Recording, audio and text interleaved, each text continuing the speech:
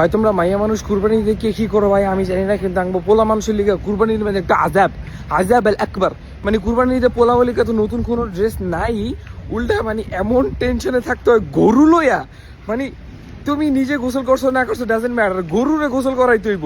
হাটের থেকে গরুটা কিনা বাসায় ঢুকানোর পর থেকে এটার জবাই দেওয়া পর্যন্ত এটার উপর এত কেয়ার করতে হয়। তুমি নিজের গার্লফ্রেন্ডের উপরও এত কেয়ার করবা না, গরুরে যত কেয়ার করতে হয়।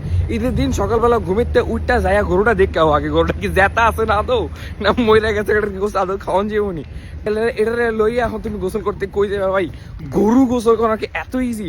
আমার মনে আছে আমি যখন বাংলাদেশে ঈদ করতাম ভাই, সকালবেলা পাইপ পাইপ আনতে যাইতে হইতো, মানুষের কাছে কাছে যায় পাইপ ঢাল হইতো তো ভাই, একটা পাইপ দেন বড় পাইপ দেয়, যে ফিসকারি মারে না গরুরে, মানে গোসল করার লেগা শ্যাম্পু ট্যাম্পু আইন না গোসল মোসল করায়া, তারপরে গোসল করাও তো ভাই এত ইজি না ভাই। কখন কোন দিক দিয়ে লাত্তি মারতে মারে তোমার পোতা মোতা ফুড়ায় লায়, ঠিক আছে, তারা তো কোনো গ্যারান্টি নাই। এত বড় রিস্ক লইয়া গরুটারে গোসল করাইতে করাইতে দেখা যায় যে নিজেরই গোসল করার সময় থাকে না কোনো রকম ভাই। পুরান মুরান একটা গেঞ্জি পরে তাড়াতাড়ি দৌড় দিই নামাজ পড়তে, নামাজ পড়ে আইয়া আবার গরুটার সামনে খাড়ায় থাকতো, হুজুর আমার কুরবানির একটু আগে দিয়ে দেন হুজুর। এই হুজুরের পিছে পিছে আবার দৌড়াইতে গরুটার কুরবানি দেওয়ার লেখা। তারপর কাহিনী হানি শেষ না, তোমার গরুটা কুরবানি দিচ্ছে তার মানে কি তুমি শেষ, তুমি বাচ্চা করছো? নো হেল নাও, শুরু হয়েছে কাহিনী।